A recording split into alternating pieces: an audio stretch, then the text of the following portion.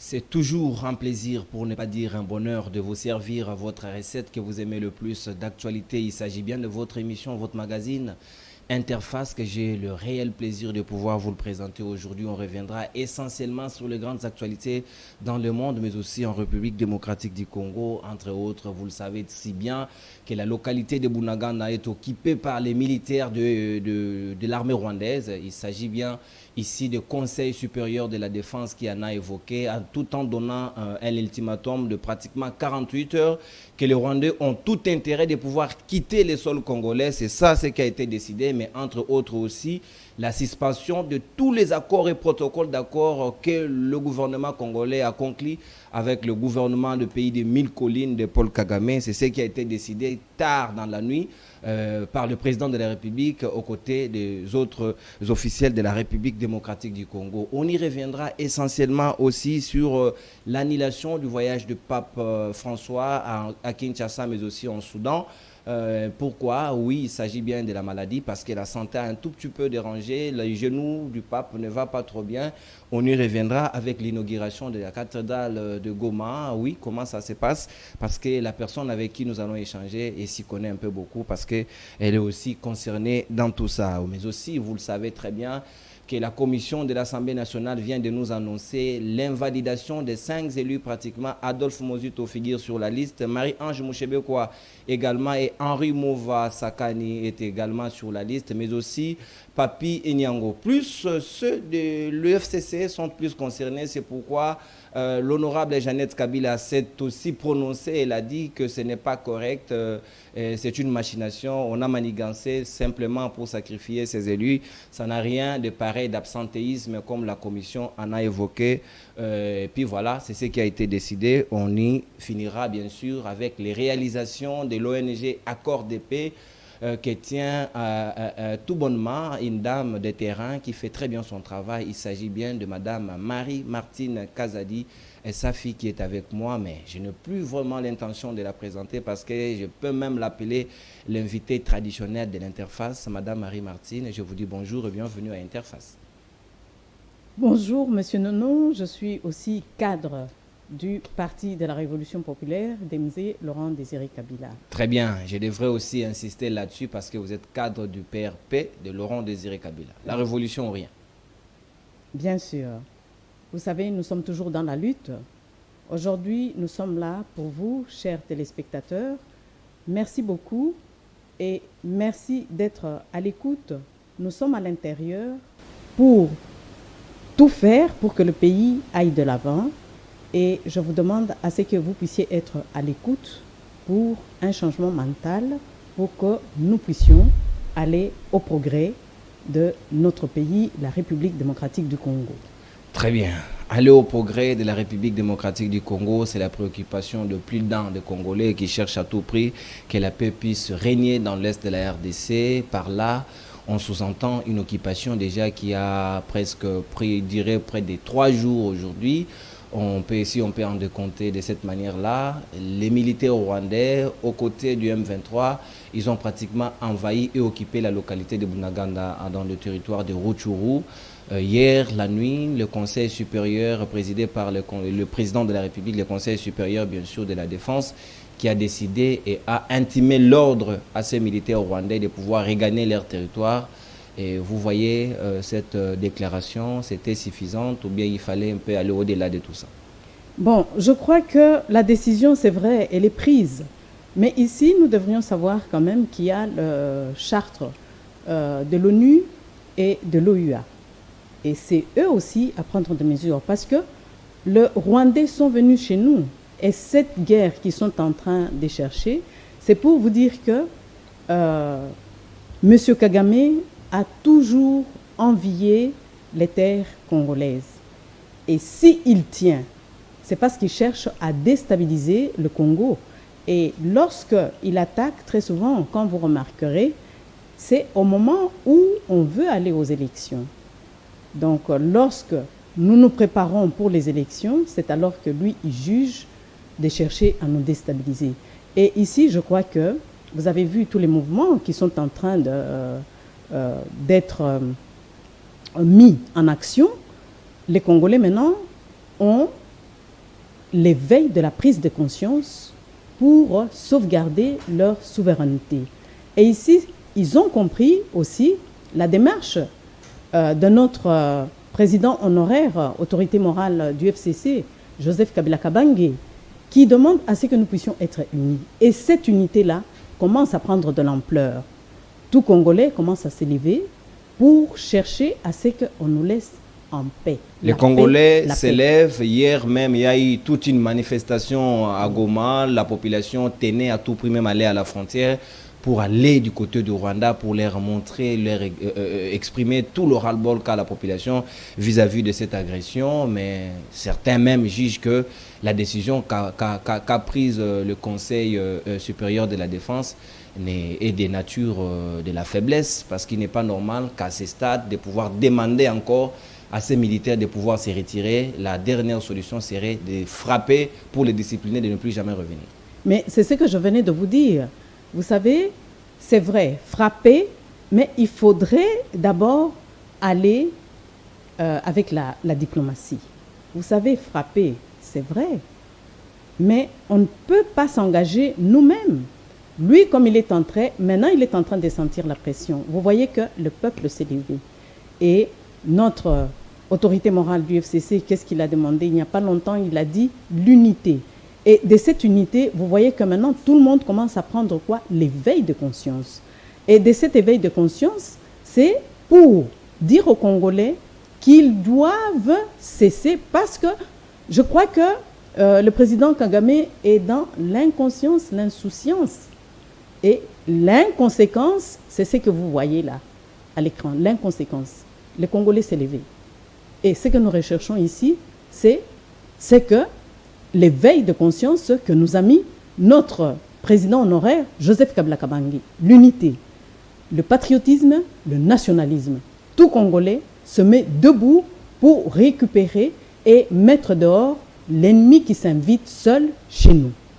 Très bien. Tout Congolais a l'obligation, mais aussi, c'est ce que dit d'ailleurs l'article 63 de la Constitution, tout Congolais a l'obligation de pouvoir veiller à l'intégrité de son territoire. S'il le faut, l'article 64, ils ont beaucoup de prérogatives à faire là-dessus, mais au nombre de ces décisions qui ont été prises, il figure aussi la résiliation, à la limite, la suspension des accords avec le Rwanda, auxquels accords qui n'ont pas été dévoilés au grand public, de savoir quel en était le contenu, mais simplement, on nous dit, l'un des 4 matins, on a suspendu, et on a suspendu quoi exactement? Bon, vous savez, les accords avec le Rwanda, ça ne date pas d'aujourd'hui, hein. C'est depuis 1998 que les grandes puissances à Berlin avaient signé des accords. Mais ces accords, nous-mêmes Congolais, on n'en sait pas sur quoi ils avaient décidé. Ça ne date pas d'aujourd'hui. 1998 que les grandes puissances, lors de la conférence de Berlin, ils avaient signé des accords. Qu'est-ce qu'ils avaient dit en ce qui concerne le Rwanda? Parce que jusque-là, nous-mêmes, Congolais... Mais il y en a de ceux qui disent que le président Félix aussi vient de signer des accords qui jusque-là demeurent inconnus aux yeux du grand public congolais. Au journal officiel, ces accords n'ont jamais été publiés. Bon, on n'en a jamais parlé non plus. Alors, pour défendre et dire que oui, ces accords ont été pris, si elles sont bonnes ou pas, il faut mettre ça à la disposition de la population. Et si on doit mettre ça à la disposition de la population, je crois que c'est l'Assemblée, le Palais du Peuple, qui est disposé à traiter ces accords-là.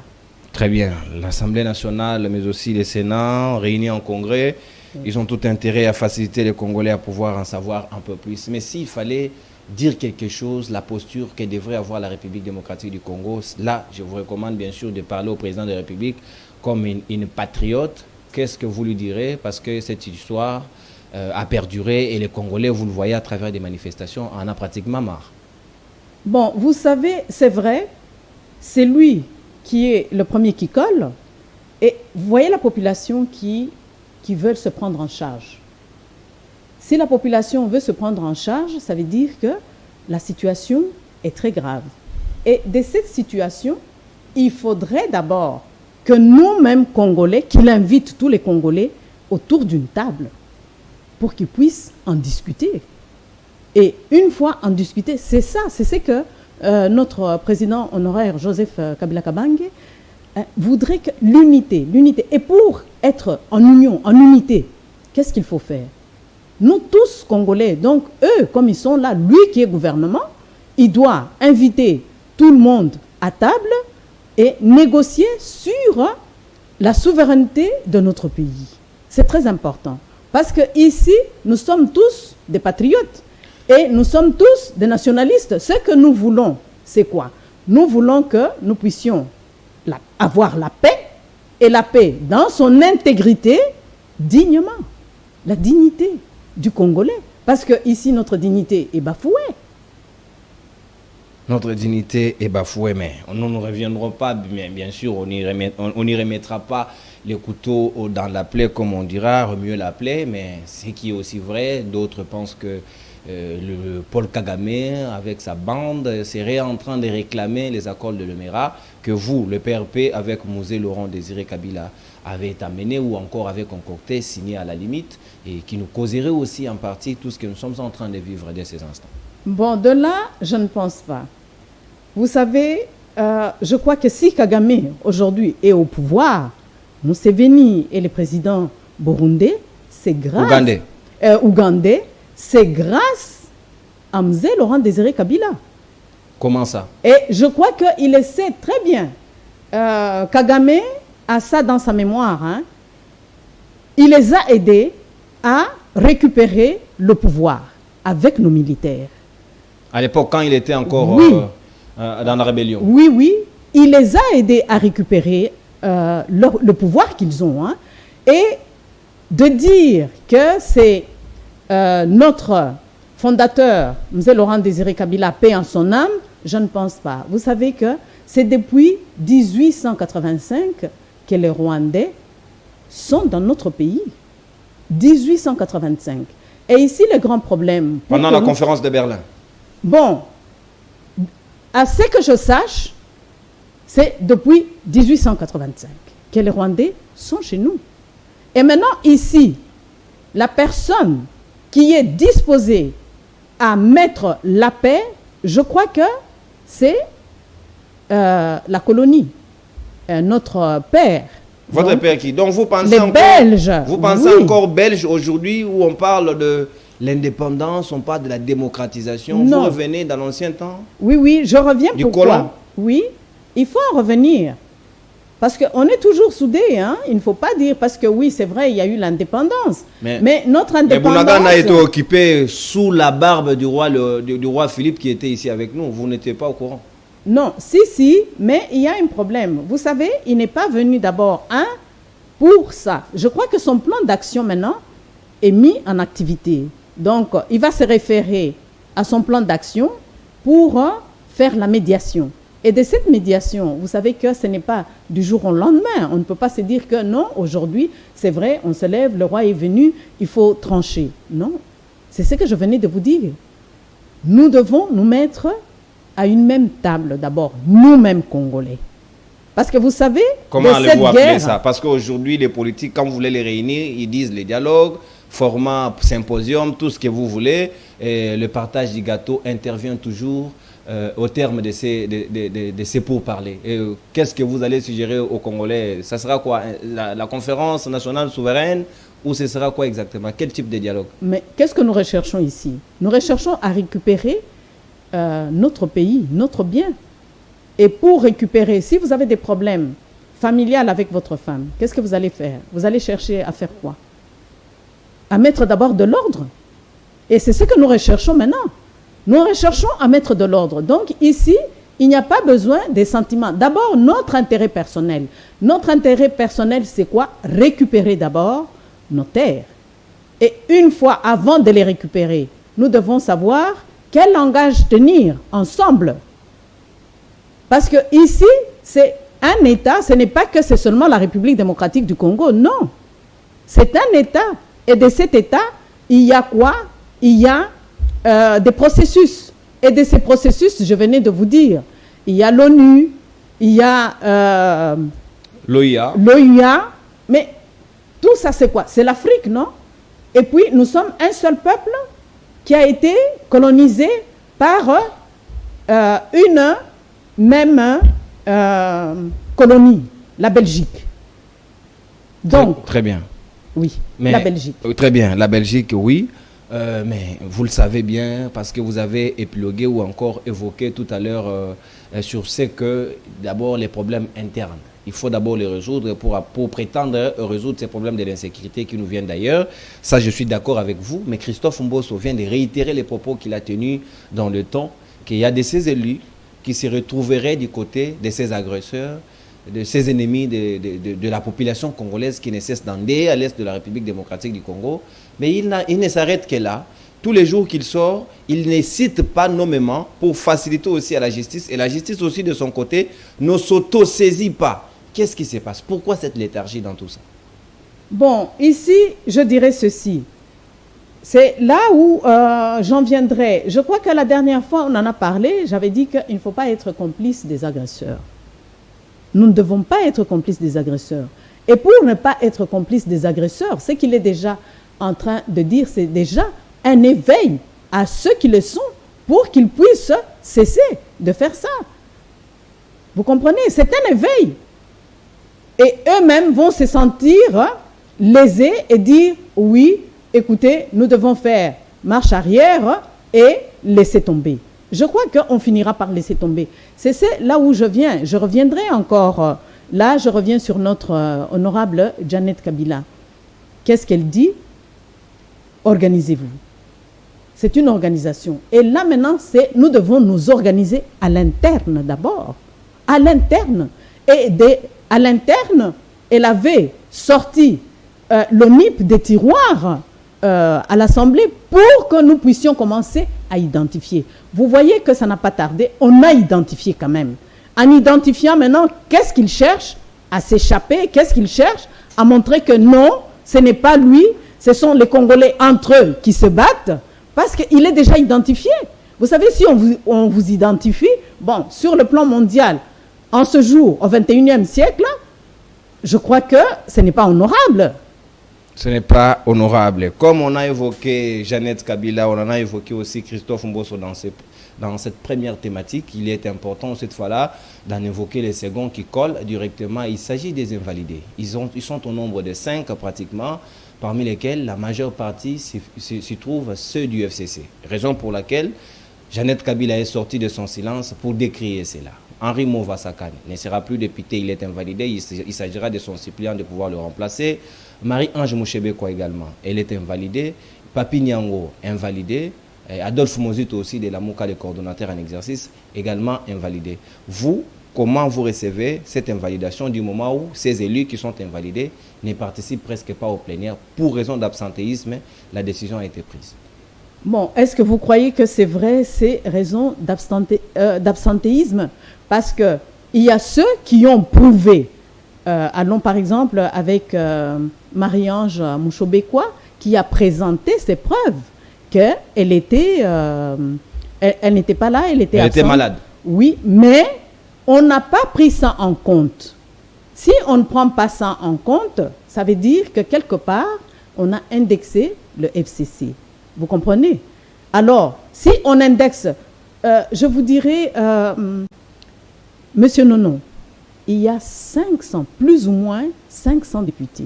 C'est ça le nombre exact. 500 députés. Est-ce vrai? Il n'y a que ces 5. Et ces 5... Peut-être que ce sont les plus irréguliers. Non, je doute fort. Hein. Je doute fort. C'est vrai. Parmi les 500, on indexe seulement ces 5-là. Mais parmi les 5-là, il y a ceux qui ont des justifications. C'est là où il faut maintenant se poser la question. Pourquoi cette décision-là? Parce qu'il faut aller dans la justice. Si on dit que, oui, les plénières, est-ce qu'il y a eu des recours? Il y a eu une commission qui a été mise en place et d'ailleurs, oui, toutes celles-ci avaient été proposées par la commission. Bon. C'est d'ailleurs tard la nuit que la décision, ou plutôt le rapport de la commission a été soumis à la plénière qui a après décidé en dernier ressort. Bon, pourquoi faire ça tard la nuit?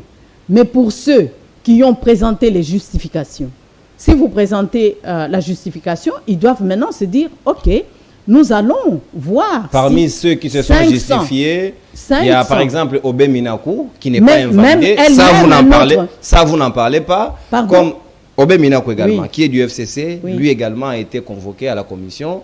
Il a apporté les justificatifs. Eh bien, on l'a pas retenu. Mais ceux qui sont retenus, il se pourrait, si on doit croire à la commission, on doit faire foi à la commission, que ce sont les plus irréguliers. Pourquoi vous ne croyez pas? Non, ce n'est pas que je ne crois pas. Je me dis, il y a ceux qui se sont justifiés, mais à qui on a maintenu la décision. C'est là où je voudrais en venir. Et je crois que même à notre honorable, on lui avait demandé aussi. Pourtant, Jeannette on la qu'on voit voit souvent Oui, dans la régularité, mais elle c'est aussi a là été où- convoquée. Oui, elle avait été aussi convoquée. Elle a Très bien. mentionné ça. À l'époque, quand Alors, elle s'absentait, peut-être qu'elle se rendait à Kingakat. non, ce n'est pas ça. Vous voyez qu'une personne comme elle est toujours présente. Elle est toujours présente. Ça, on doit le reconnaître. Oui. On la voit souvent. Voilà, dans les elle plénières. est toujours présente. Mais alors, vous voyez là, ça veut dire quoi? Bon, c'est vrai, elle a présenté la justification, elle est là, mais elle a plaidé pour les autres qui ont aussi présenté leur justification, mais on a maintenu la décision. C'est ici maintenant où il faudrait voir.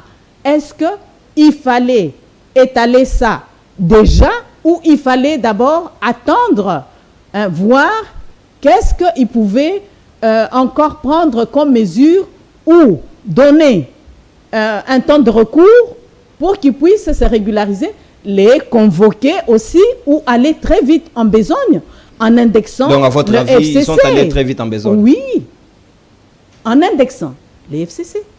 Mais L'opposition. Adolphe Mouzito n'est pas du FCC. Oui, mais la majorité de ceux qui sont mis à l'écart, c'est du FCC. Très bien. Madame Marie-Martine Kazadi. C'est intéressant quand vous ressortissez des arguments qui, du reste, sont scientifiques et c'est fondé. Et ça, je dois avouer, c'est pas mauvais, ça, c'est bien beau. Mais le pape a annulé son voyage simplement parce qu'il a très mal au genou. C'est vrai, on a même vu les images qui ont circulé à travers les réseaux sociaux. Vous avez pris votre mal en patience parce que les cathédrales va encore attendre un peu de quelques jours pour l'inauguration. Bon, ici, je crois que ça sera un peu difficile. Vous avez entendu ce qu'il a dit. 85 ans, il peut se retirer. Alors, vous voyez, pour nous, c'est une désolation. La République démocratique du Congo et l'Afrique, ceux qui devraient venir, vous savez, 35 millions de chrétiens attendaient le pape. Et ça fait plus de 37 ans qu'il n'est pas revenu en Qu'un pape n'est République. pas revenu, oui. Oui. Depuis les Zaïre à l'époque. Oui. Donc, 37 ans. Ça veut dire tout le monde s'est préparé afin qu'il puisse quand même le voir. Et le dernier au revoir, parce que c'est 85 ans, lorsqu'il allait rentrer, peut-être qu'il allait prendre sa retraite. Et là, je dirais ceci, on s'était déjà préparé, parce qu'ici, il y avait déjà le porte-parole, Patrick Mouyaya. Oui, du le porte-parole du gouvernement. gouvernement. Oui. Il avait déjà annoncé qu'ils étaient déjà en train d'assurer la sécurité avec les agents du Vatican. Mais, subitement, le pape ne viendra pas. D'autres Congolais même pensent qu'on a fait dépenser beaucoup de moyens à l'État congolais pour la visibilité. On a vu les bis Transco qui ont été arborés aux couleurs du pape. Mais on n'avait pas vraiment tenu compte des informations un peu qui pouvaient de nature à pousser les gens à réfléchir si réellement il fallait engager ce genre de dépenses ou bien il fallait encore attendre jusqu'à ce que l'on ait des fermes assurances sur sa santé. On a dit gaspiller, selon certains, je dis bien. Mais évidemment, c'est vrai. Vous savez, même si sa jambe ne date pas d'aujourd'hui, c'est là où il y a le problème et c'est là où j'en viendrai encore avec notre honorable Jeannette Kabila. Organisez-vous. Tout cela devait être pris en compte. Et nos médecins devaient aussi se rendre en Italie pour voir réellement est-ce qu'il pouvait faire son voyage ou pas. Vous voyez, si ça arrive, bon, il y a eu quelque part... De la négligence. De la négligence, voilà. Il y a eu de la négligence. Et vous savez, tout le monde attendait la venue du pape. Pourquoi? Parce que c'est un pacificateur aussi. Alors, avec tout ce qui nous arrive, on s'est dit, la destination, c'était Goma. Et Goma, c'est là où Kagame est en train de chercher à tout prix à s'asseoir. Chose qui n'arrivera pas. Voilà. Jamais d'ailleurs, il faut le dire comme ça. Parce que les Congolais sont plus que déterminés de ne jamais voir ne fût qu'un seul centimètre de leur territoire être sous contrôle de l'ennemi. Oui. Il y a un sujet aussi important, comme vous évoquez celui-là. Eh bien, il est important aussi. Il y a une décision qui vient de tomber venant de la Cour des droits de l'homme de l'Union européenne qui a dit que le trafic des êtres humains, c'est que le Rwandais et Boris Johnson de l'Angleterre parleraient d'un contrat, d'une clause qui devra permettre à ce que l'on déporte les migrants vers le Rwanda pour aller attendre un tout petit peu que le traitement de leur demande d'asile soit trouvé, traité ou bien passé au peine fin. Et on a interdit ces mouvements migratoires. Est-ce que pour vous, c'est un ouf de soulagement ou encore c'est une bonne décision de votre part? Bon, vous savez, bonne ou mauvaise décision, ici, il faudrait dire que Kagame a trahi le peuple africain. En faisant quoi? La dépendance. Il a fait ça en tendant sa main. L'argent. Et si ça va pour le bien de son pays, qu'est-ce que vous voulez? Non, c'est une dépendance. Vous savez, avec notre héros national, ça veut dire il est inconscient. Kagame est inconscient. Oui, inconscient, insouciant, il est dans l'inconséquence et surtout, il est dans la dépendance. Très bien. Ça vous insiste. La dépendance. Vous savez, un homme respectable, c'est vrai, trafic humain. Et on a même dit que c'était cruel. Et même criminel. Oui. Ce qu'il est en train de faire, pour moi, je dirais Royaume-Uni. Et il veut faire de l'Afrique royaume multiracial. Oui, l'appendice de l'Angleterre. Royaume multiracial. Parce que ces gens qui viennent, c'est vrai, lorsqu'ils vont s'installer, qu'est-ce qu'il y aura? Donc on est en train de chercher à nous faire disparaître indirectement. Et c'est lui qui est à la base de ça. C'est lui qui est à la base. C'est très grave. Mais en attendant, les autorités congolaises ferment les yeux dans tout ça. Il faut être dans l'analyse projective. Vous devez savoir ce que le voisin prépare, vous anticipez. Dans l'anticipation, on dirait qu'on n'y est pas. On est là dans la victimisation, on est là en train de subir le coup de l'autre. Pourtant, on pouvait aussi anticiper, comme Mozutu dirait, qu'il faudra à la limite construire tout un mur à l'est là-bas, question de nous séparer définitivement avec Kagame, s'il le faut. Bon, ici, on est en train d'échanger. Vous et moi, nous sommes des Congolais. Et qu'est-ce que nous faisons? C'est l'éveil de conscience à tous ceux qui nous suivent à l'extérieur. Même à l'intérieur? Oui, parce que lorsque ces gens-là viendront, qu'est-ce que je viens de dire? Royaume multiracial. Très bien. Là, nous devons faire très attention, parce que c'est pour nous faire disparaître. Et lorsqu'ils viendront, ils vont se mélanger et tout ça, parce qu'eux ne veulent pas que le noir se mélange à eux. Mais maintenant, eux, ils viennent, c'est Kagame qui est en train de faire ça. C'est lui qui est à la base à cause de la dépendance. Kagame est à la base à cause de la dépendance. Très bien. Et il faudra cette fois-là prendre des dispositions, s'il le faut, surtout pour les autorités congolaises. Ah, bien sûr. Parce que lui, il fait sa part. Il reviendra aussi à la République démocratique du Congo de faire aussi sa part. L'ONG Accord de paix, comment ça va? Très bien. Très bien. Les actions ont arrêté ou vous continuez à poursuivre parce que je dois vous le dire que vous êtes une femme de terrain. Bon, vous savez, on ne peut pas arrêter. Hein? On ne peut pas arrêter. Lorsqu'on est dans la lutte pour l'autosuffisance alimentaire, on n'arrête pas. C'est tous les jours qu'on doit travailler. Tous les jours qu'on doit travailler. Et là, qu'est-ce que nous recherchons? Vous savez, si Kagame veut prendre nos terres, pourquoi? C'est parce qu'il voit que nous-mêmes, nous avons pris l'éveil de conscience pour une prise de conscience d'un retour à la terre. Et là, nous avons notre maïs variété JKK 981. Et dans une approche de petites et moyennes entreprises, la transformation, le PME. Les PME, je vois exactement. Est-ce que Accord de paix est en train d'envisager de pouvoir autosuffire les Congolais en alimentation, mais tout en leur permettant de créer une entreprise, une industrie de transformation de ces maïs JKK 981. 981. Voilà. Si vous regardez juste à ma droite, dans le fond, il y a la transformation. Je vois. Le PME, petite et moyenne entreprise. Donc, dans chaque milieu où nous exploitons, où nous formons, qu'est-ce qu'il y a? Il y a l'équipement. Nous avons les graineuses et nous avons le moulin. Et une fois qu'il y a moulin, qu'est-ce qu'il y a? On est indépendant. On est indépendant et on ajoute une valeur ajoutée. Et lui-même, l'initiateur, il a dit, si vous voulez devenir riche, avoir une bonne production, c'est d'abord la discipline. Et de cette discipline, qu'est-ce qu'il y a? Valeur ajoutée. La valeur ajoutée, c'est la transformation. Et de la transformation, qu'est-ce qu'il y a? Les PME, petites et moyennes entreprises. Est-ce que c'est vrai que parler chiffres souvent paraît tabou, mais vous avez besoin d'un accompagnement en ce sens, surtout du côté de l'État congolais. Aussi, ça pouvait aussi être bénéfique pour tout un peuple. Peut-être prendre cette variété, de pouvoir aussi le cultiver du côté des Kanyamaka CC, question de permettre à un grand nombre de Congolais de pouvoir consommer ou découvrir ces produits. Bon, on est sur toute l'étendue de la République. Bon, vous savez, la démarche d'abord, c'est laquelle? On n'a pas le professionnalisme ici chez nous. Et nous les amenons à ce qu'ils acquièrent, qu'ils puissent d'abord acquérir le professionnalisme. Ça veut dire quoi?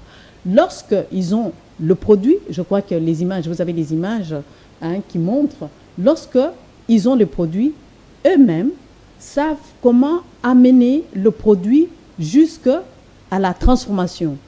Donc, valeur ajoutée, qui est les PME. Et vous savez, sur toute l'étendue de la République, ce n'est pas un petit travail. Je vous avais promis que vous viendrez avec nous. Je suis impatiemment en attente. Voilà, vous viendrez avec nous. Ce n'est pas un petit travail.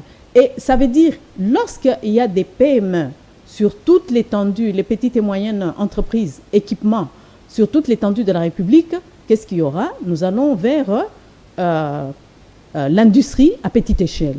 Et de l'industrie à petite échelle, vous faites la sommation dans les 26 provinces, qu'est-ce que ça va amener? Ça va amener une surproduction. De cette surproduction, qu'est-ce qu'il y aura? Il y aura maintenant l'exportation. Ça sera automatique. Et de cette exportation, qu'est-ce que nous allons avoir? Nous aurons des devises. Et lorsqu'il y a des devises, qu'est-ce qu'il y a? Nous avons maintenant les parcs agro-industriels. Les parcs agro-industriels ne peuvent exister que si on est en production. Et là, avec les parcs agro-industriels, lorsque les exportateurs viendront, qu'est-ce qu'ils vont faire? Ils peuvent se diriger là-bas, ils vont trouver les stocks, ils nous laissent les devises. Et qu'est-ce que nous avons? Nous avons un pays industrialisé. Très bien. Et là, maintenant, qu'est-ce que nous avons? Nous avons la prospérité de la République démocratique du Congo et nous serons des industriels. Et là, maintenant, nous allons avec notre agriculteur et paysan Joseph Kabila Kabange. C'est quoi? C'est la modernité, l'émergence. La modernité, l'émergence. L'agriculteur et les paysans. Oui. Joseph Kabila Kabange. Moussad. Voilà. Très bien. Mais je voulais vraiment m'appesantir sur cette question. Quels sont les dérivés de cette production? Vous avez tantôt dit ici qu'il y aura des parcs agro-industriels. Oui. Est-ce que vous avez déjà pensé d'un site pilote qui devra d'abord abriter un essai pour voir ce que ça pourra donner? Non, ce qu'on est en train de faire, c'est ça. On est en essai. Je vous avais dit la dernière fois, c'est plus de 10 ans qu'on est là-dedans. Donc, on est là. Pourquoi? Parce qu'une fois, nous devons atteindre toute la République. C'est pourquoi je vous ai dit que le professionnalisme, un professionnel, est-ce qu'on a besoin, monsieur le journaliste Nounou, de vous apprendre quelque chose sur le plateau? Non, ça c'est mon travail. Voilà, c'est votre travail. Eh bien, l'agriculteur du maïs variété JKK 981 et les paysans aussi, ils seront, comme vous, des professionnels. Ça veut dire, tout, ils font comme il faut. Et maintenant, de ce que vous aviez demandé, les dérivés, il y a des biscuits JKK, il y a déjà la farine, et nous avons la semoule. Qu'est-ce que nous avons encore? Il y a l'amidon. Et de moi-même, c'est l'extraction du lait et l'extraction de l'huile de maïs JKK 981. Et à chacun de Congolais, c'est lui aussi. Donc il y a plusieurs choses à faire beaucoup. Et c'est utilisé aussi, le maïs JKK 981, on peut l'utiliser aussi dans le cosmétique. Donc, vous voyez que c'est un produit qui a toute une panoplie de dérivés.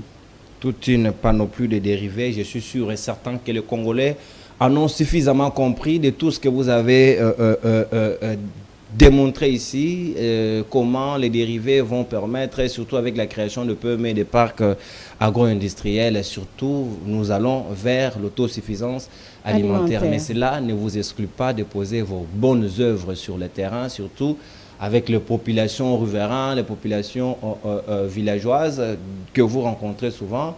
Où en est-on avec ces de Moadi et des Kindele Matadi? Oh, franchement. Bon, je crois que là, vous avez l'image juste derrière vous. Exactement. Voilà. Et là, vous savez que l'Outendele, il y a le problème, hein? Donc le passage.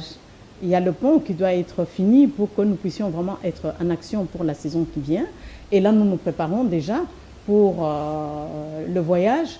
Et Moadi aussi, on était là pour déposer tout ce qui concerne la saison prochaine. Donc la saison A, on a déposé les bottes et tout ça parce qu'on se prépare d'abord. Hein?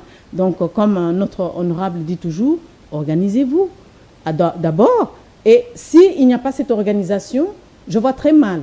Parce que partout, c'est bientôt la pluie, la saison A. Lorsque nous avons des pluies, comment accéder si vous n'avez pas des bottes? Comment accéder si vous n'avez pas de bottes? Donc il vous faut aussi les outils, les ustensiles. C'est très important pour le travail, surtout vers l'industrialisation que nous vous souhaitons vivement. Ça permettra aux Congolais de manger à leur faim et surtout de nous éviter ces chinchards et tout ce qui nous vient de l'extérieur, parfois avec beaucoup de menaces pour la santé. Madame Marie-Martine, ça a été une très belle émission. Nous allons à présent passer à l'exercice de tic au tac. Merci. Très bien. La gentillesse est finie. Nous allons passer un peu dans la zone de turbulence. Madame Marie-Martine Kazadi, face à la caméra. Qui finance ces projets de maïs JKK? Accord de paix. Accord de paix, vous-même. Moi-même. Joseph Kabila contribue à quelle hauteur? La semence a été dotée. La semence. Dotée par qui? Joseph Kabila. Il est l'initiateur de la semence. Il donne la semence. Et il ne suit pas le processus? Non, le processus, c'est l'autonomisation, c'est vous-même. Oui. Très bien. Voilà. Quel est l'apport de Jeannette Kabila dans tout ça? L'apport, les conseils, les mots, organisez-vous. L'éveil de conscience, la prise de conscience et sortir de la dépendance. Madame Marie-Martine Kazadi, face à la caméra, de Joseph Kabila, Jeannette Kabila, Zoé Kabila, qui des trois a compris le mieux la pensée de leur père? Les trois. J'ai dit qui des trois, c'est-à-dire que vous sollicitez un. Ils peuvent le comprendre les trois, oui, mais dans les degrés différents. Qui peut... Joseph Kabila. Joseph Kabila. Parce qu'il était président? Non, les actions. Quelle action? Les actions du terrain. Il est agriculteur. Il est agriculteur. Mais il a été incapable de nourrir tous les Congolais. S'il vous plaît, je crois que vous ne comprenez pas. S'il était incapable, je crois que tous les Congolais seraient morts aujourd'hui. La plupart de tout ce que nous consommons viennent de sa ferme. Et les chinchards qui a causé problème, ça venait aussi de sa ferme? Bon, les chinchards... Il y a eu des bateaux de pêche? Là, c'est le gouvernement. Hein. Il était président de la République? S'il vous plaît, il était gouvernement de la République, je crois que... Président de la République? Il était président de la République, on n'avait pas la situation qu'on a aujourd'hui. Je crois que de son temps... C'était mieux? Bien sûr.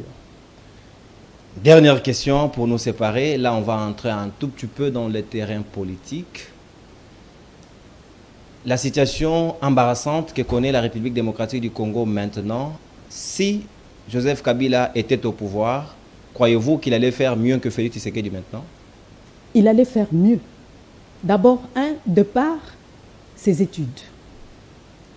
Quand il était venu au pouvoir, il n'était même pas D6, hein, selon les informations. Ça, c'est vous qui le dites. Je crois qu'il a très bien géré ces pays. C'est un homme d'État. Ça, il ne faut pas l'oublier.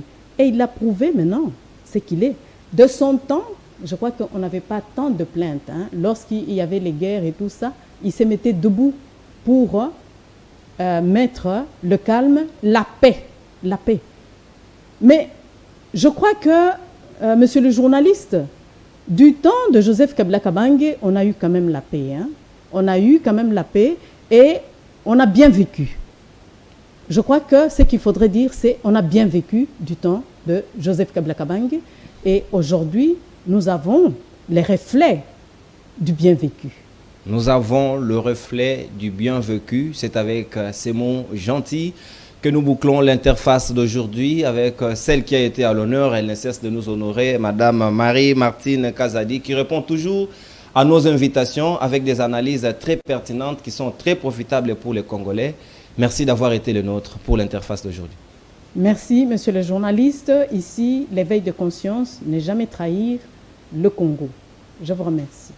Merci aussi à vous, le millier de Congolais qui nous avez suivis à travers votre magazine Interface à 5013 Télévision, la chaîne de l'excellence et du professionnalisme. Et surtout à nos amis internautes sur notre chaîne YouTube 5013 TV, continuez à nous laisser des commentaires, surtout de remarques constructives. Ça nous permettra d'améliorer pour vous servir encore beaucoup plus davantage au grand bonheur de tout le peuple congolais. Inch'Allah, on se retrouve à la prochaine pour un tout nouveau numéro. Au revoir. Merci, au revoir, chers téléspectateurs, merci beaucoup.